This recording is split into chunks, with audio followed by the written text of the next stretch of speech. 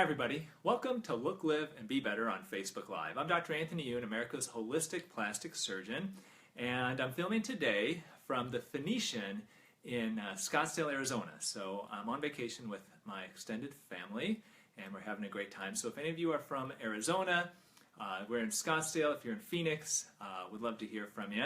But we're having a great time, and I thought, let's do a Facebook Live in my hotel room while we're here. So in this fabulous hotel room, the lights aren't quite what they normally are, but hopefully the show is just fine. So today we're going to cover the 7 biggest cosmetic bangs for your buck and 3 of the worst. And so if you've ever wondered what's worth the money, what isn't worth your money, today I'm going to go over, in my opinion, what are the best bangs and what are the worst. So let's get right into it.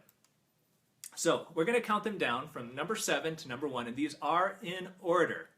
So number 7 is microneedling, of the best bangs for your buck. So if you haven't heard of microneedling, this is a fairly popular treatment nowadays. It's growing in popularity.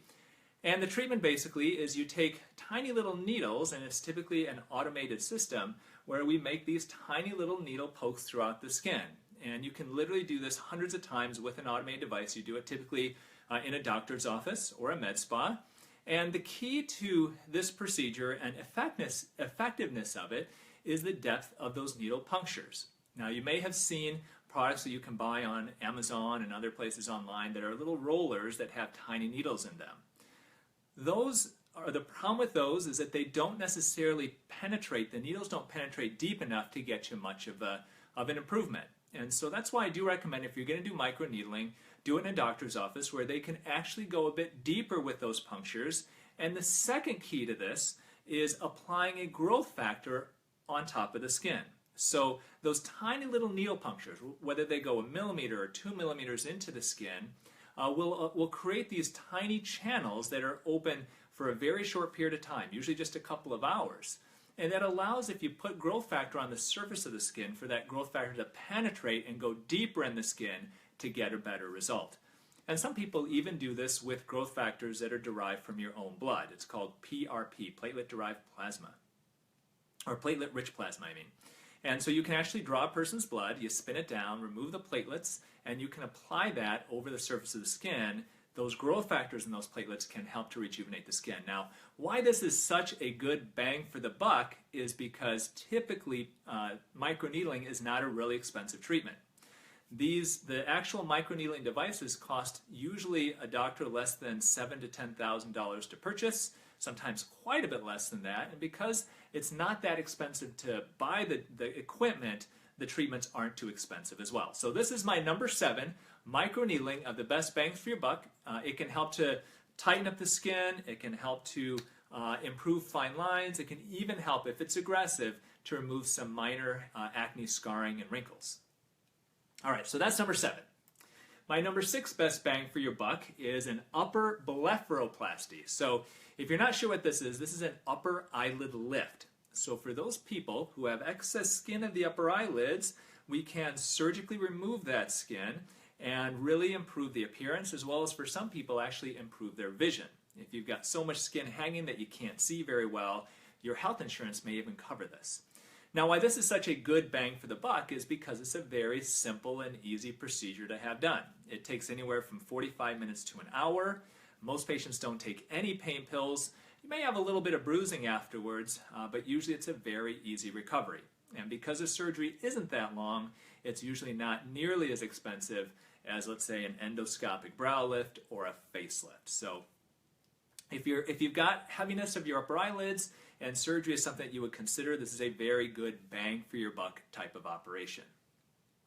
All right, so number 5 are chemical peels. So chemical peels are a great bang for the buck, kind of the same idea behind microneedling. Chemical peels, really the actual product is not very expensive for a doctor to purchase. And because of that, the cost of, let's say, taking out a lease on an expensive laser, those costs are not passed off onto you. So depending on who you go to, you could get a pretty darn good moderate depth chemical peel from possibly anywhere from $500 to $1,000 for an intense type of a treatment.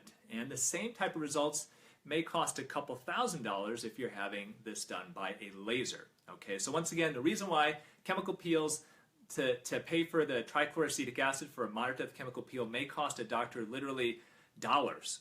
Whereas for a doctor to buy or pay for a lease on a laser, each treatment can cost that doctor several hundreds of dollars, and you know that those costs are passed off on to you. So if you're looking for a more aggressive way to kind of rejuvenate your skin, to get a deep exfoliation, to improve fine lines, improve age spots, tighten up the skin, then a moderate depth chemical peel is a great bang for the buck. And it's my number 5.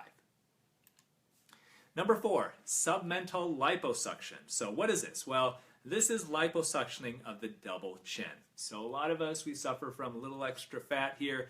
If your skin is pretty good, then you can easily do a liposuction procedure. It's typically one little incision right here where it heals so you can almost never really see it, and that fat can be sucked out in as little as 20 or 30 minutes. Typically, people wear a little bit of a dressing for as long as a couple of days. If you do it on a Thursday or Friday, most people are good to go back to work by that following Monday. If you got a little bit of bruising, put a little bit of makeup over the neck and you should be fine. Now, the reason why this is such a good bang for the buck is because unlike injectable treatments that melt the fat, you do one treatment and you're done. And typically the procedure, like I said, is fairly short, like an upper blepharoplasty. This procedure may only take 20 or 30 minutes. The downtime is very minimal. You usually don't take any pain pills. And because it's a short operation, usually not that expensive. And some doctors will even do this in their office. If you follow my podcast, Look, Live, and Be Better podcast, in a few weeks I have a good friend of mine who's going to go over Beverly Hills lunchtime procedures, and we're going to cover this as one of them. All right, so number 3 is Tretinoin or Retin A. So if you've seen some of these shows before, you'll know that my favorite anti-aging ingredient for anti-aging creams is Tretinoin, the prescription strength version of a vitamin A or a retinoid. The common name or the trade name is called Retin A. Now the reason why this is such a good bang for your buck is unlike super expensive creams that you can buy at expensive department stores, you can actually get a prescription for this from your doctor, and your health insurance will cover it if you've got acne issues.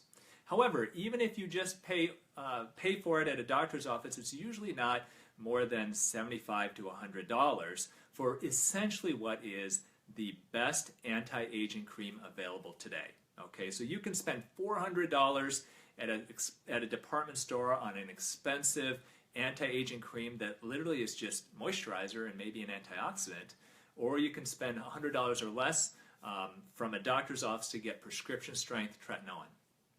This is something that you want to apply, however, very slowly because it is very strong and you can get a reaction to it. So if you do get started on it, usually we recommend starting at a lower dose, 0.025% or 0.05%, and start just a couple of times a week at the most.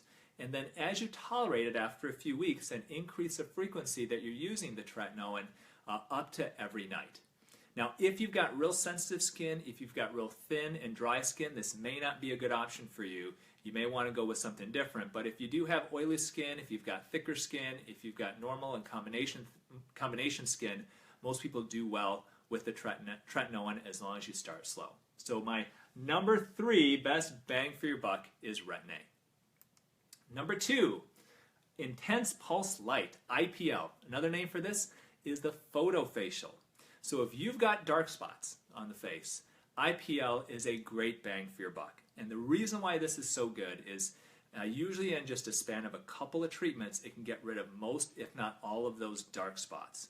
So if you've got age spots, sunspots, liver spots, freckles, all those are basically different names for the same thing. It's pigment that is fairly superficial that we get as we get older and that we get from sun damage. Now the great thing about IPL is that it will actually zap that pigment and it will turn some of those dark spots even darker. And usually within a week or two, they actually will slough off and fall off. Most people do necessitate a few treatments of the IPL for maximal results.